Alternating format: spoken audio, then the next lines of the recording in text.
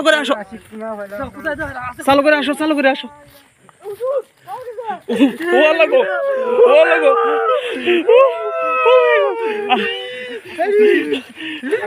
তুলো চলো, তুলো চলো, তুলো চলো।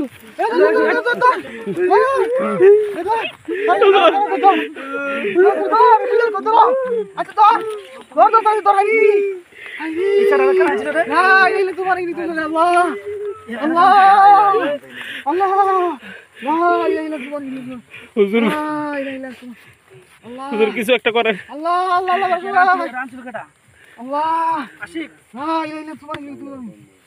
আশিক কি হয়েছে তোমার? কি হয়েছে? নদী পার আছে কেমনে? আমার আফা ডাকতেছেন দেখছিলাম, তোমার না করছিলাম না যে কেউ ডাক্তার যাবে না? আফা ডাকতেছেন আইছি, তারপরে খাওয়ানি পরে দিয়ে কেউ পিছন ধাক্কা ধরে বেটা সব তো বলো না ব্যক্তি বই আর 3টা বাজে তোরা তোমাদের না করলাম বাড়িতে কোন করলাম আসার জন্য তুমি কি যত বাজে তো 3টা বাজে এনোটা কি হয়ে গেছে কেউ ডাক্তার না কি বলি এত রাতে কি অত সময় আসতে 3টার সময় আসতে পারবো? হুজুর আমরা সাথে আছিল, আমার সাথে সেটা আনাটাই বলেছে। হ্যাঁ তুই কি জানাই তুমি বলেছে না হরছিলাম বাড়িতে তোমার যত সবারে বলছিলাম না আমি যে কেউ ডাকতে যাবে না। আচ্ছা ঠিক আছে উত্তর পানি করে আচ্ছা আপাতত তো কি ফুল আমার নিয়ে আসলে করা ঠিক নাই রে ভাই। আগে 2টা বাচ্চা মারা গেছিল, এটা কি তুমি জানো বিষয়? সেটা আমরাই মারেছি, আমাদের ফ্যামিলির ভিতরে লোকে মেরেছে। কেন মারছিল? তারা কি দোষ করছিল? তা তো শুধু বাচ্চা।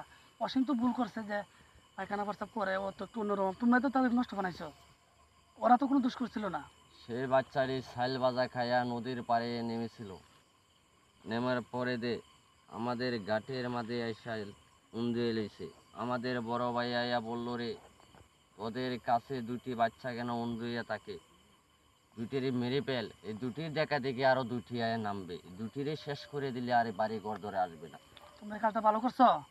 আমরা ভালো করেছি, আমাদের কাজের আশেপাশের ভিতরে যদি লোক ঢুকে তাহলে তারকে আমরা ছাড়ি না, এনে খাবার দিয়ে এখন তো তোমাদের বংশ আমি নির্বংশ করে দিলাম। আপনি পারবেন না কিন্তু সময় পুজোর।